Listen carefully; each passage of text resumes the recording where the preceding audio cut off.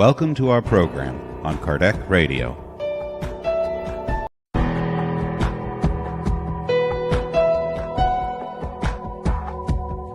Welcome to our program on Kardec Radio.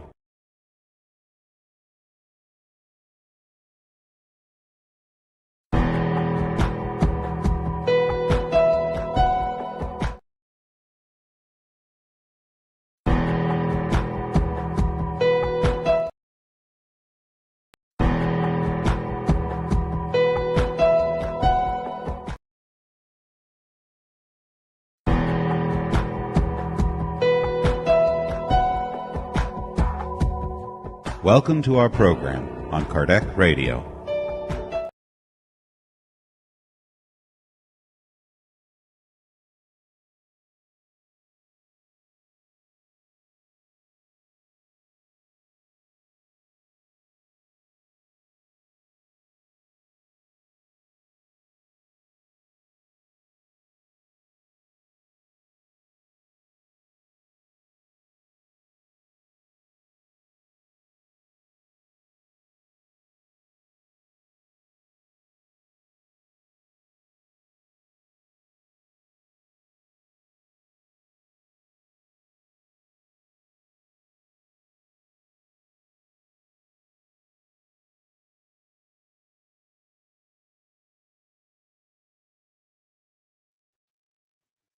Good evening, my friends. This is Angy Stewart from Mia Innerlight, and we are trying to be live. It's 9:10 p.m. Eastern Time here in Miami. So I was having all kinds of technical difficulties, but the good thing is that we are finally live, and woofa! So let's do our initial prayer to help this program will be a total success. And then I will invite our guest for tonight. So just remember to place there your water as it can be blessed by the enlightened spirits, as we always do during our prayers. Okay? So let's close our eyes for a few seconds and breathe. Exhale. And let's connect. God, our Mother and Father, at this moment that we will be starting our program, we ask the good spirits to come close to myself and my two guests of tonight, inspiring all of us, guiding us to be able to conduct a good reflection on this beautiful book that we are almost finalizing. We also ask the good spirits to inspire and guide all our friends that will be participating tonight and the other ones that will be listening to the recorded version. Please stay with us always. So be it. Okay, my friends, thank you so much for your patience as we had issues connecting. So just to let you know, if you are new to our program, we talk about two books. This book here, that's Heaven and Hell, from the codification of Allan Kardec. This is an amazing book. It's not very thick, and half of it, the beginning of the book, is about all concepts of Spiritism. So if you are not aware of Spiritism, it's a great book. You can learn a lot with the concepts. The second part of the book is very, very interesting. So basically, Allan Kardec, the codifier of Spiritism, he got the most interesting cases from his mediumship meeting and some other mediumship meetings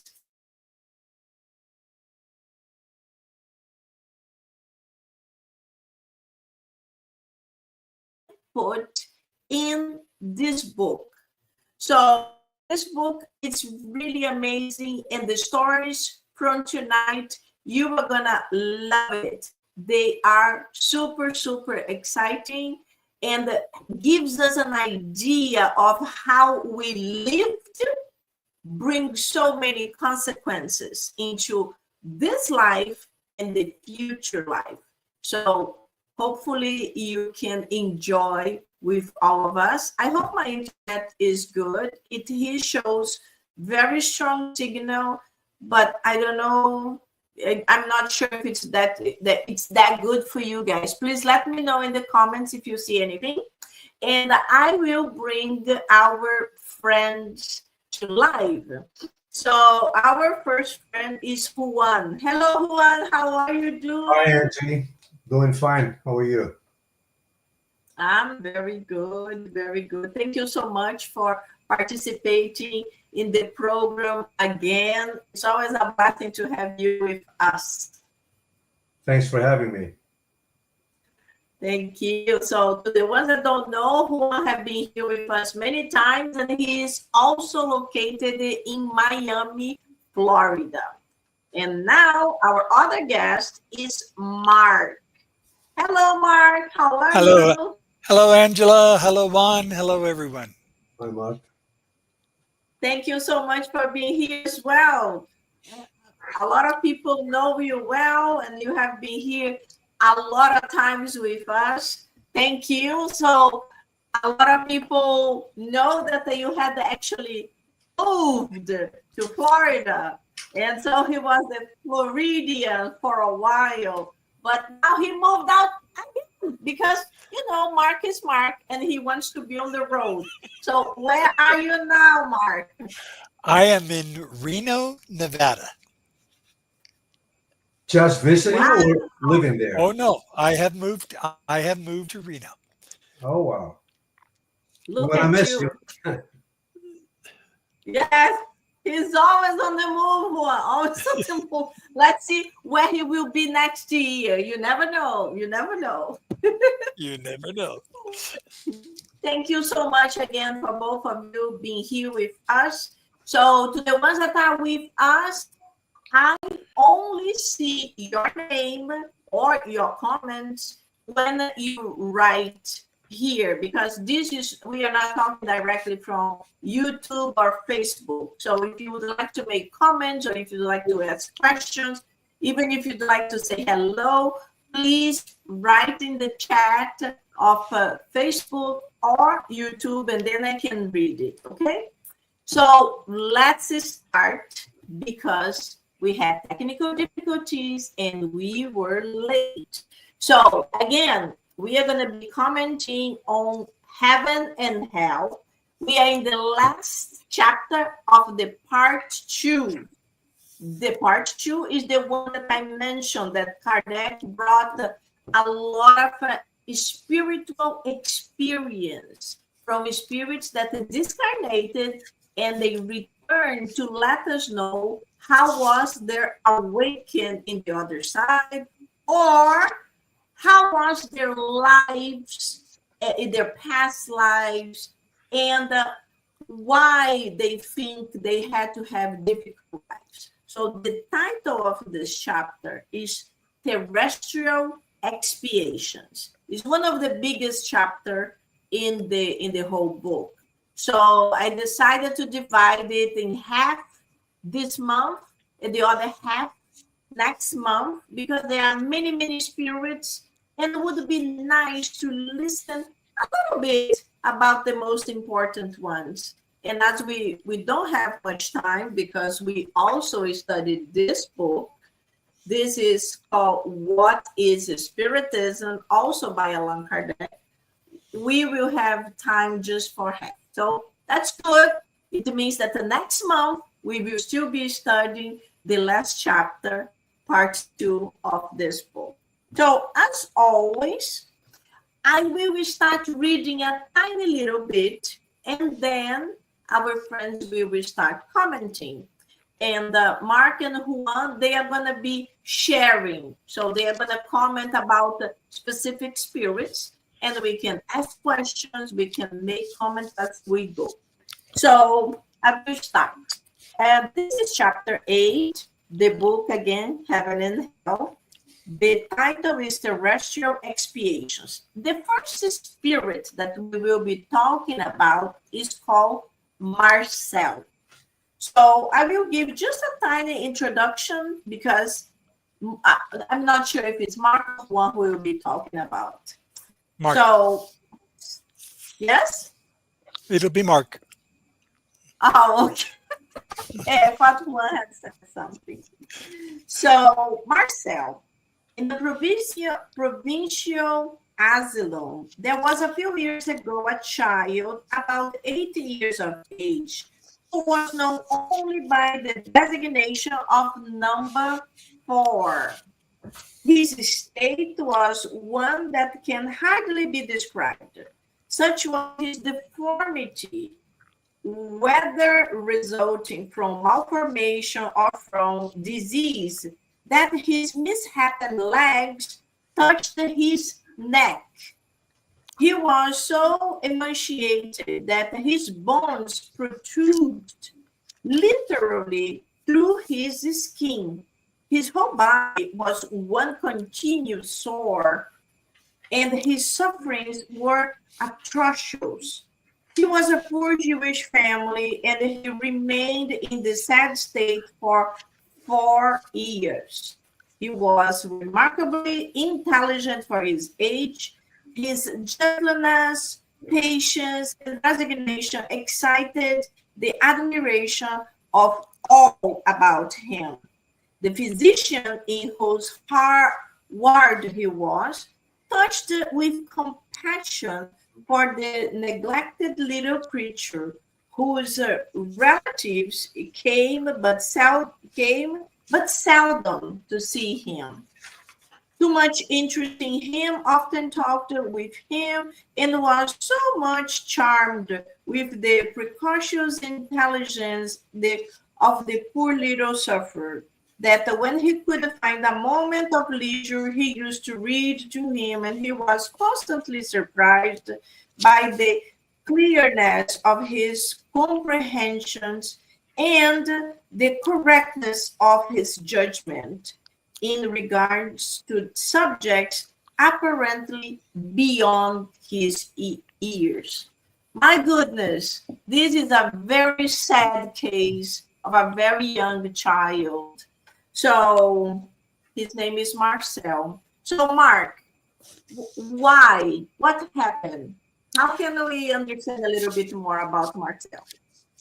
Well, the text tells us that it was not in this life that his actions had the cause and effect of such a difficult physical condition. And so the conclusion is that it must have been from a prior life. That in a prior life, these realities of inappropriate thought and behavior probably manifested themselves in the perispirit. And then in this reincarnation, he is, as a result, suffering and limited. Do we have more information on his previous life or just like suppositions? I think we have a little bit of information, but nothing, nothing specifically to indicate that, he was harmful to one or more others, for example. It's just that whatever he did in his prior life, that must be the source of the life that he is now leading.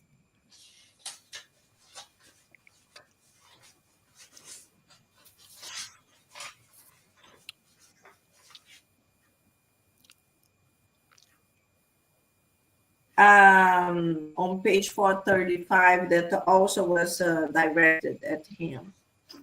Anything else that we could add?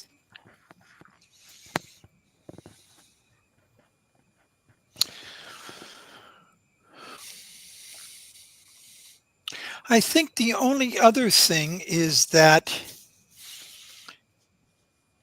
he can, it says towards the end of this section, My suffering was not actually a direct expiation, but I can assure you that all suffering has a just cause. I had flatterers and courtesans. I was vain and proud. I had once been truly guilty. I denied God, and he did harm his fellow beings. But then he expiated his wrongs thereafter, first in the spirit world and now on earth.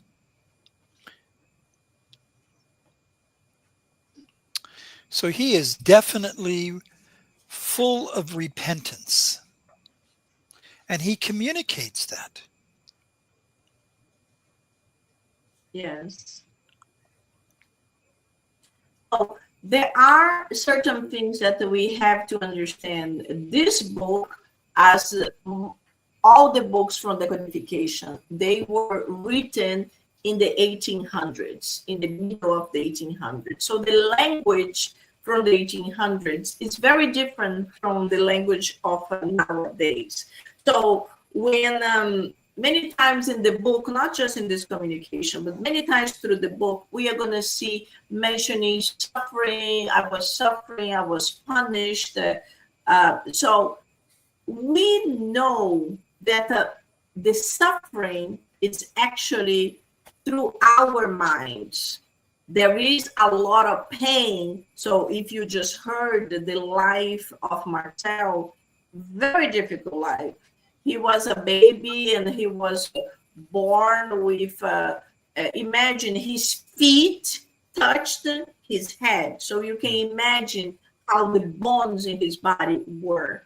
And all kinds of other difficulties, even to survive in a hospital. And he mentions of his suffering. So we know that God is a good mother and father, and we all go through pain, because pain is one of the things that we cannot escape. There are consequences from our acts in this life and from previous lives. But nowadays, the spirits probably wouldn't be saying, I'm suffering, but they would be saying, I'm going through pain because of consequences of my wrongdoings. As he explains here, he explains that, as Mark just mentioned, that he imposed problems on himself and in others. So this brings us to the light that many times we see a baby, we see a child born in such a very difficult situation, like Marcel was in his physical body, then abandoned by the family, living in a hospital. Just that the doctor felt compassionate for him because he was so intelligent and he was so sweet. Even through all his pain, he was able to still be good. So this brings us to that understanding that God is a good mother and father, and that the suffering that we see that looks like a punishment from God, in reality is our spirit awakened in the spiritual realm, understanding many things that we did that were wrong, many times in previous life, not in one, but an accumulation of many previous lives committing mistakes. And as we're going to see in other spirits, sometimes we ask to be born in certain ways. Other times we have to. Our spiritual guides tell us, this will be good for you. So this is interesting, an interesting case. Thank you so much, Mark. Anything you would like to add before we go to Juan? Hey, Angie. May I make a comment? Sure, of course. I was studying the book, and my 12-year-old grandson came in and he said, "Hey, what are you reading?" And I said, "It's a book about expiation." So he said, "What is expiation?" So we grabbed the dictionary, Webster's dictionary, and we looked it up, and it says, expiation is to make amends for, to extinguish guilt incurred, or to put an end to something that is troublesome. And I think this entire chapter, as Mark was mentioning, talks about people that are in deep sorrow, suffering, and in their evocations, they are very much aware of the reasons that put them in a tough situation, as Mark described with Marcel. Anyway, so if we go to my guy now, it's a very difficult name to read. Is Oh, Zimmer. but wait. What did your grandson say with You know, explanation? he was in deep thought, and he said, that is very sad. Well, that's very sad. He said, why are you reading that book? And I said, because I have to talk about this in a couple of days. So I Oh, understood the reason why the book was talking about sorrow and suffering. So I'm going to have a conversation with him for sure to clarify things. Anyway, my guy is called Zimmel Zlisgol. I don't know if I'm pronouncing it right. And he was in a little town, Vilna, in Lithuania. And very early in the evocation, he admitted to a horrible past when he was violent, avaricious, lustful, and took advantage of those that lived under his laws. He indicated he had a horrible death. And also, he spent 3.5 centuries as an errant spirit before realizing that he would have to undergo terrible suffering to make up for all his wrongs. He fulfilled that incarnation planned and beyond. He underwent horrible suffering, having to face his victims. He relates that the huge pain having to constantly see those he did wrong to. He was born Jewish at the time, in which Jewish beggars were really not very popular in that part of Europe. So that added to his suffering. His parents died when he was very young, and he had to take care of his younger brothers, and that put him in the path of goodness, begging for widows and orphans. We should note that when he died, um, the entire town seemed to go into his funeral. They appreciated the fact that while begging, he was helping those around him.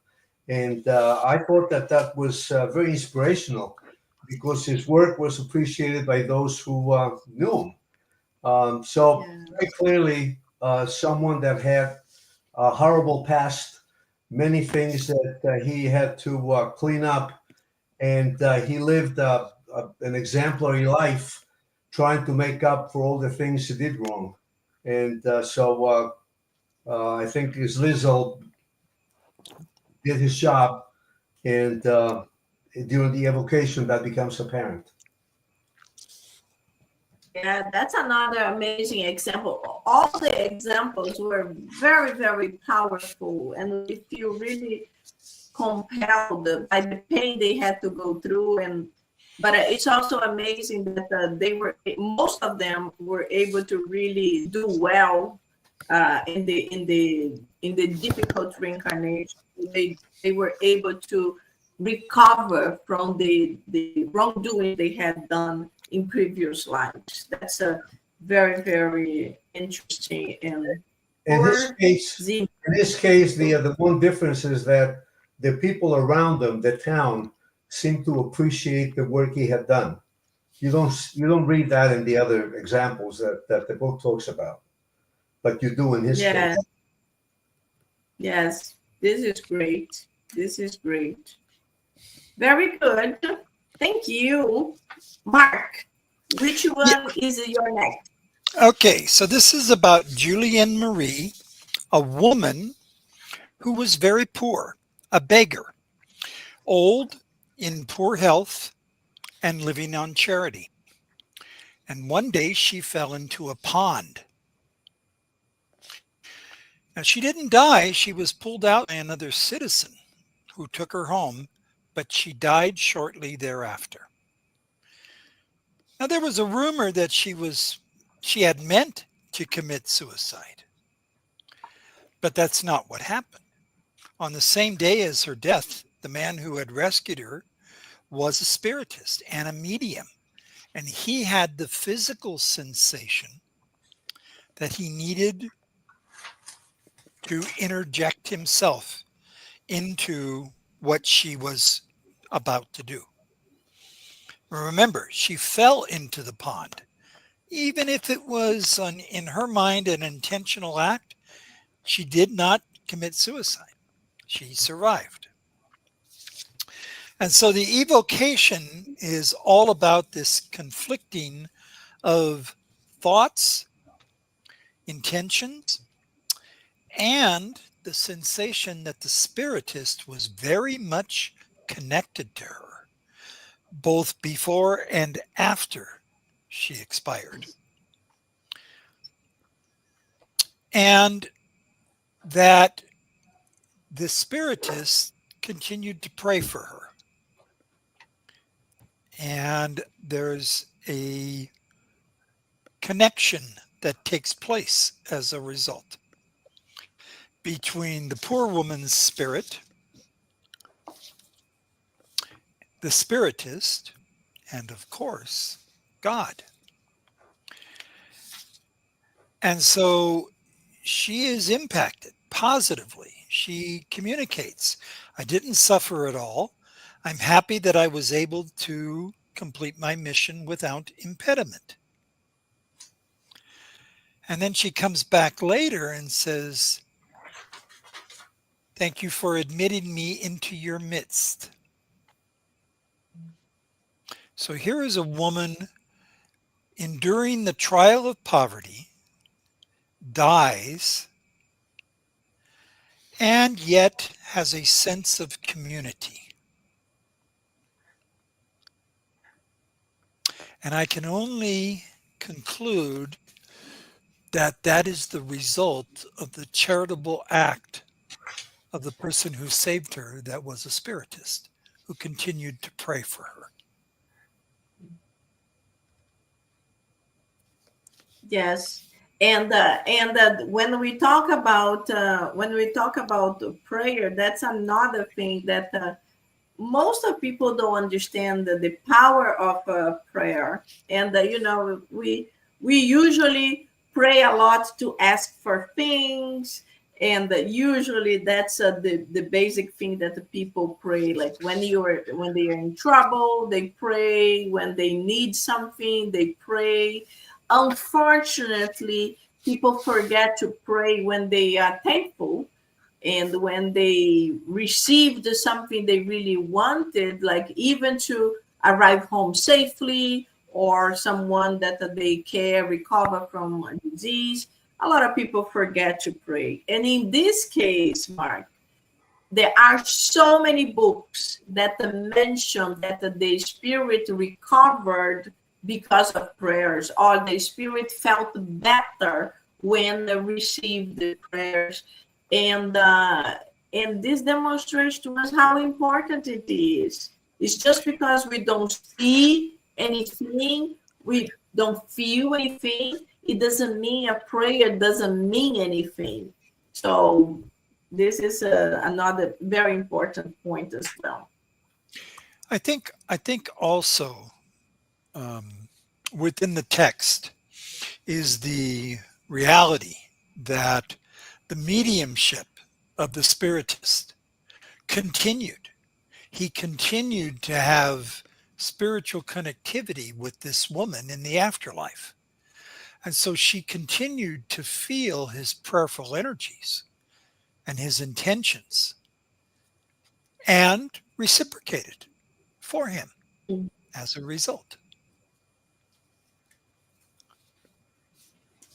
Exactly, because we know that the loves connect us. So he was good to her, he prayed for her, she connected, she felt. So she wanted to be close to him and, if possible, helping him. As we know as well that depending on the elevation of the spirit can help us a little bit or cannot help us at all. So that's why, because we don't know how the spirit is in the erraticity or in the spiritual realm, it's always good to pray for God, Jesus, for elevated spirits. Because when we pray for someone that we care, like someone who died, like a friend, or someone from the family member, and we pray asking for help, this is not good, because sometimes the spirit is not, it cannot even help himself, herself. Imagine listening, the daughter, the son is, oh mom, if you were here you would have helped me, I'm desperate, this is sick, I don't have a job. Imagine the spirit feeling that and feeling desperate. So when we say pray for a family member, a friend, we should be like this. Dear God, I'm here to pray for my family, my mother, my father, my best friend who died. I would like to send the good vibrations to help them transitioning. This is a helpful prayer for them. But when we need help, it's better to pray for a more elevated spirit that we know will be in a situation that can help us, and it can also guide our family members or friends who had discarnated. This is something that people usually do and they mistakenly do it. So, my friends, I see here we have a few people joining us. Send us your questions, send your comments so we can read them and I can see your names, because I'm not on Facebook or YouTube, so I cannot see the names of the friends watching us. Okay, let's move on. Juan, which one is yours? Okay, the next spirit is called Max the Beggar, and this all took place in Bavaria, in Germany, in 1850. On evocation, he revealed that 150 years before, he had been rich and powerful, but also very vain, proud, and happy to be a noble person. He disclosed that he had used his position to pursue earthly pleasures, that he was cruel with his servants and abused them in every way possible. In that incarnation, he died young, never knowing his misfortune. He had a lavish funeral, but he was shocked to see that no one missed him. No one shed any tears with his departure. No prayers were offered on his behalf, and he was shocked that this was the case. He had a totally different vision of himself, and he felt haunted by the souls of those servants and the people he had abused. So he asked for mercy and asked when will this horrible condition in which he found himself would end. And a voice told him that it will end when you will it. For this, you must be humble, and you must be humble, especially with those you abused. So he repented, and a few years later, he was allowed to be born again into a family of poor people. And this was in Bavaria. Max died at the ripe old age of 100 later. His parents had died while he was a child, and he had to survive. He worked at various jobs, but always honestly, because this time he had God in his soul. At age 40, he became crippled and had to beg for another 50 years in the same place where he had been a lord. He disguised his condition by selling almanacs and other trinkets among the farmhouses and castles that he had to visit in order to beg. He was called by everyone in town Count Max, and he found shelter in the stable of the castle that one day had been his castle. Oh my God. Yeah, talk about that. So he suffered in silence until his death, but he was always thankful for the opportunity to make amends. So you can see here not only one incarnation, but two. One before, then he dies young. He's shocked at the fact that people hated him. He can't understand why that was the case. And then through suffering, he's made to understand that he's got to make amends. And only in another lifetime he can do so, because he was not good in this life. So he had to be good in this life. So he was given the opportunity to incarnate again. Interesting story. Wow, very interesting. Yes, this makes us to think about the very rich and powerful people, how dangerous is this type of reincarnation. It's very difficult because when we are rich, powerful, famous, it's much easier for us to commit mistakes. It's always easy to commit mistakes in any type of reincarnation. But when you are really powerful, rich, or a celebrity, it's even easier because all the people around you are surrounding you with other intentions. Not all, but a lot of people usually surround those people with other intentions, trying to get some kind of advantage, and they might inflate their ego. So there are extra dangers. And in this case, you can see that unfortunately, he was not a good person. And then he learned through pain to be able to improve. And as you mentioned, very interesting, his reincarnation, that he was born in the same town. He was a prince, a lord, and he had to live in the stable of his own castle. Wow. And yes, How's he that didn't, punishment? when he was living, he didn't know that, but that's why it's also a blessing. Absolutely. Imagine how difficult it would be to know that, oh, I was the prince of this castle. Now I am a nobody living in the stable as in a favor. Powerful. Let me read a comment here. So we have our friend Mike, and he's saying, it seems as if the suffering makes the afflicted more able to connect to the good people around them. What? Hold on, my internet is playing games here. To the good people around them in each case. Do they attract these good people through these afflictions? So, my friend, who wants to answer? It would seem to be so. In all the cases, this seems to be the case, right? It does seem to be the case, and the discarnate spirit doesn't necessarily understand all the details, and details eventually get communicated or sensed.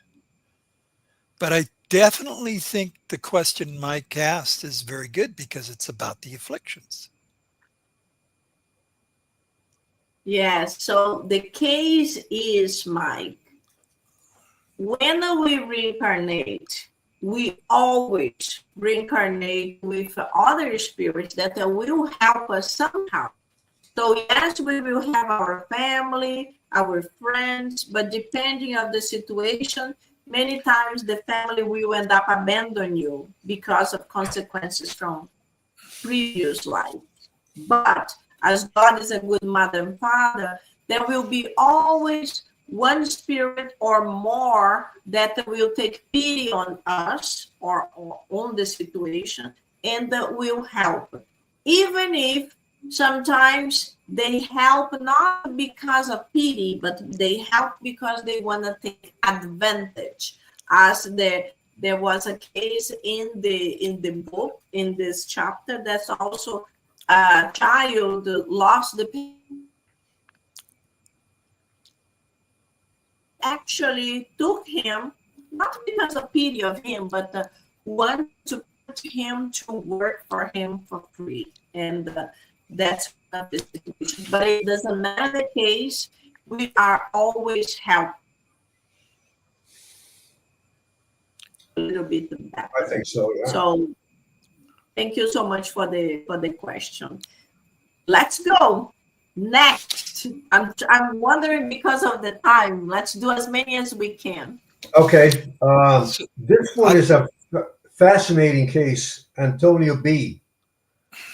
Is it my turn or is it Mark's? mine.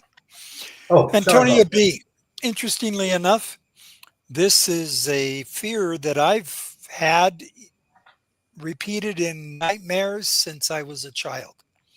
And it is about being buried alive. Now, Antonio B. was a talented individual, contributor to society, etc. But he fell victim to a condition and it appeared as though he had died. So they buried him. Well, he was not dead. 15 days after his burial, the family had a need to exhume the body. And when they did, they realized the body had rotated and actually had gnawed on one of the hands. He was very clear to those that saw that he had been buried alive. And so, in the aftermath of this, he was evoked at the Parisian Society by at the request of one of his relatives. And he was very clear of what actually happened. He described it in detail. First of all, the wrongness of concluding that he was dead when he wasn't. And then secondly, the sensations in the coffin, in the ground. He literally describes it. And he concludes it by saying, I received a cruel punishment because I had a brutal existence. And then he goes on to explain that he walled up his wife alive in a cellar. And this was the penalty that he incurred as a result. An eye for an eye, a tooth for a tooth. Wow. And That's a tough, yeah, tough, wow. tough. That's powerful. Yeah. Yes, I got the internet disconnection here, so I missed a lot of the case. But so he was buried alive, and he probably had that disease that makes you to fall in deep sleep, and the people shake the person, and the person looks like that. In certain cases, it's so bad that the state of the composition actually starts, but the person is not dead. But Mark, why he had this terrible death? Does it Yeah, explain? so he fully admits that the reason his death was so horrible is because he basically did the same thing to his wife. He buried his wife alive in the cellar in a wall. Oh God, oh God, I know. that's tough. My He called, goodness. yeah, the term they use is the penalty of talion. An eye for an eye, a tooth for a tooth. Yes. Yes, yes. So it's important for us to understand that God is really merciful. It's not because we did something really horrible in the past that we will have to die exactly like this. So this is one case.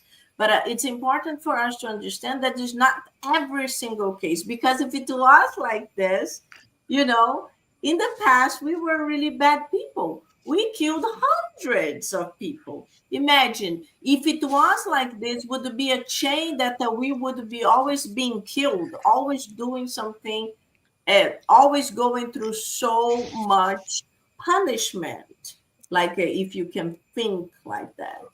But You know, God is merciful. Yes? What? no, I was just going to say this chapter made me think about what happens today. We see so many disasters, people dying in fires, some car accidents where, 20 people die and somebody drowned, a little kid. And so you wonder, is this just another Yes. case of, Yes. We yeah, we always wonder, all, like all last this, week here in Florida, in car accident provoked by a person that was drunk, yeah, and the driver killed the grandmother, grandfather, the three kids, and the kids didn't have a father already, but only a mother. So can you imagine? It was a drunk person who committed this, and this whole family died, and the only survivor is the mother because she was not in the car. And you wonder, my goodness, what happened for this whole family discarnate together in this situation, and for the mother to survive. So this lady who survived, she lost her parents and her three kids. So very, very difficult, very, very painful. But as we know in Spiritism, there are no coincidences.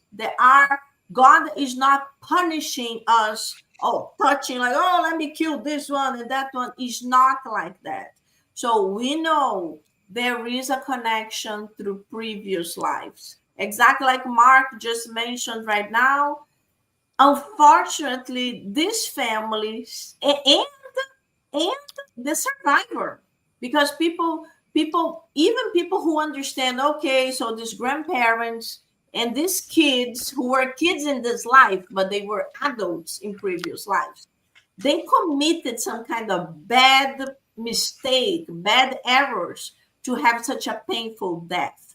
But the daughter who survived is also connected, because God wouldn't be fair if he had to make this woman to go through so much pain of losing her parents and her kids together in the same event.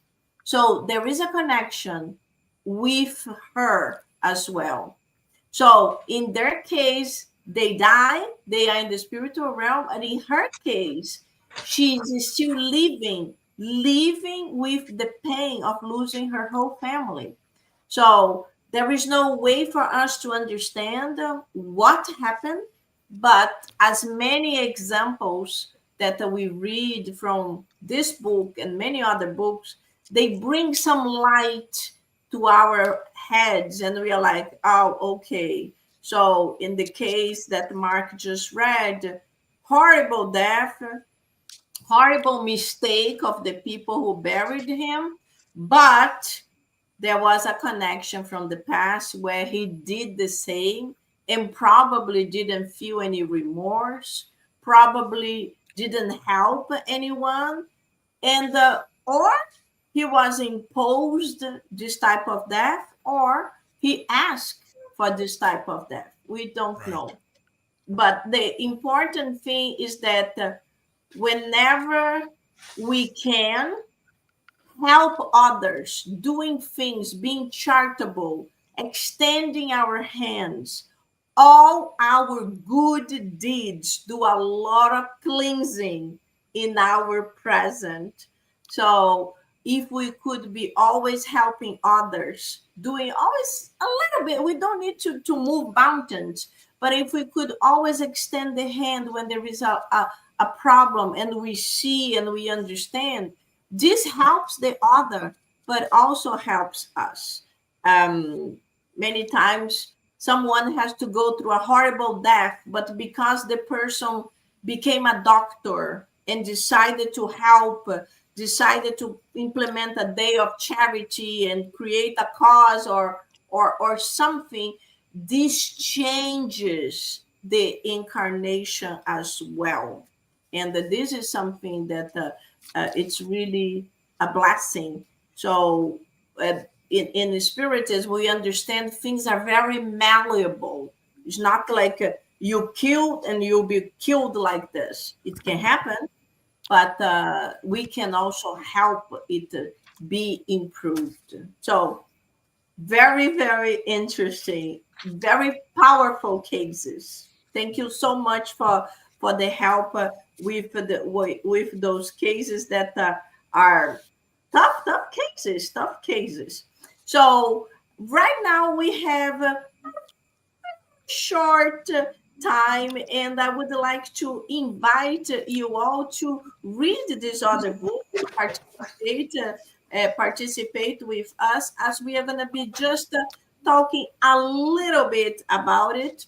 We don't have much time. So this is the book that I mentioned, What is Spiritism?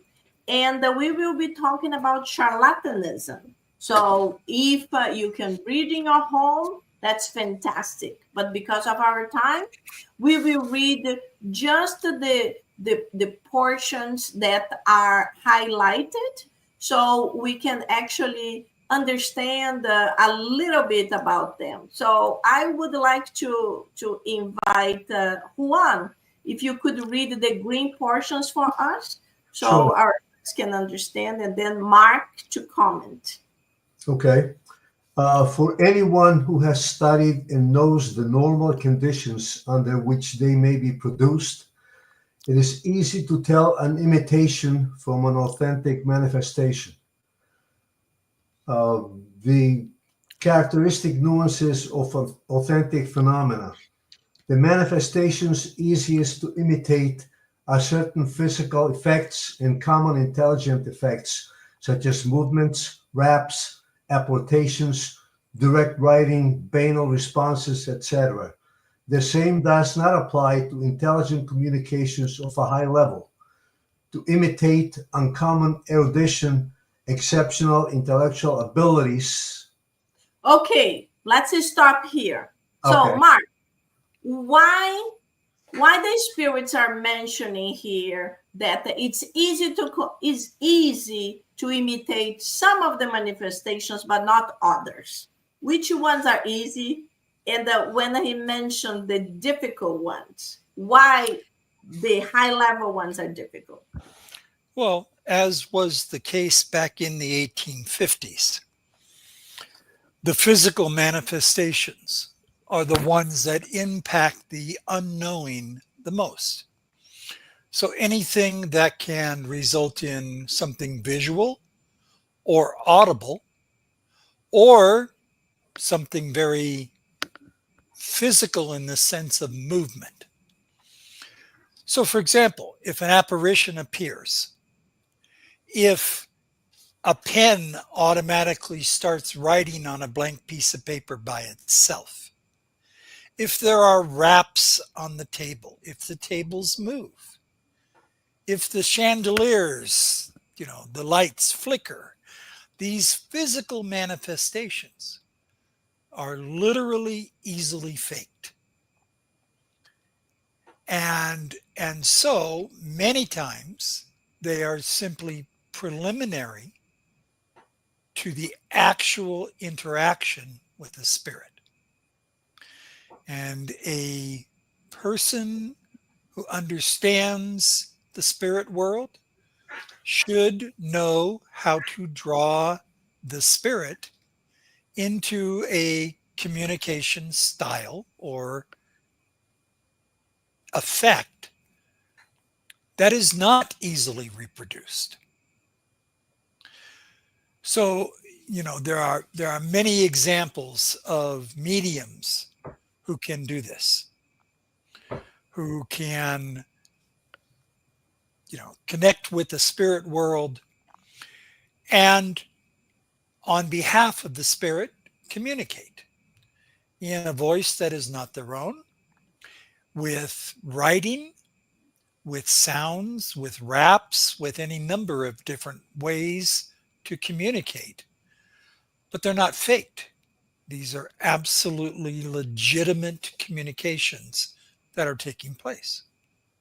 Exactly, especially when the mediums itself is like, for example, a medium is illiterate, and then it starts writing about a scientific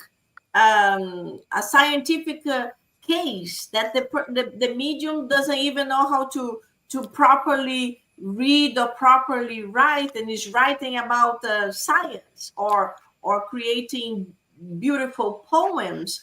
And when the medium is without a spirit, that we can say like this, it's not a mediumized, then the medium is a very humble, simple person that does not know.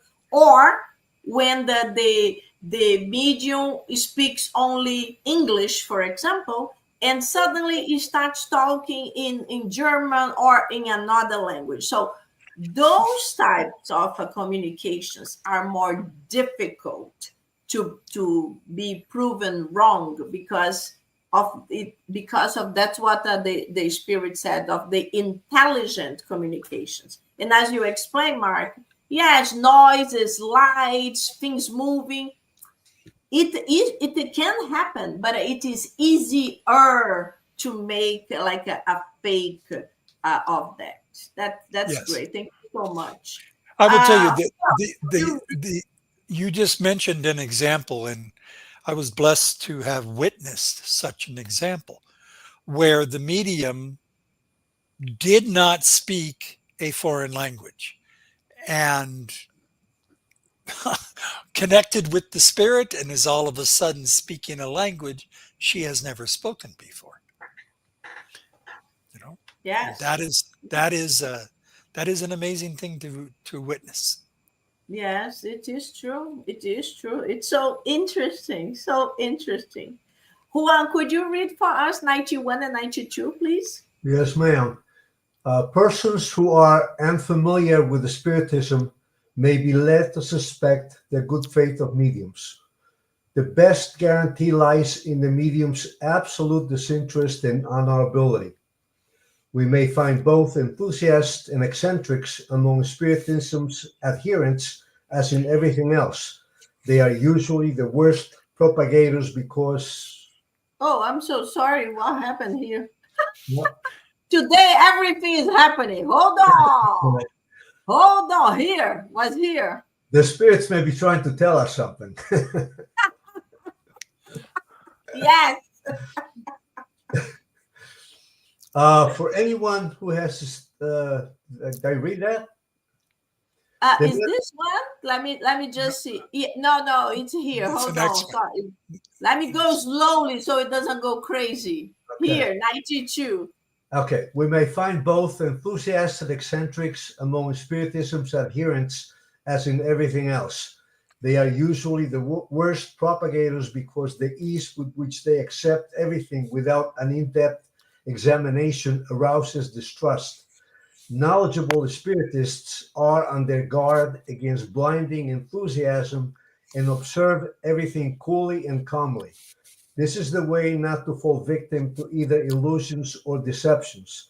Besides the issue of good faith, beginning observers should, before anything else, take into consideration the seriousness of the character of the person they address.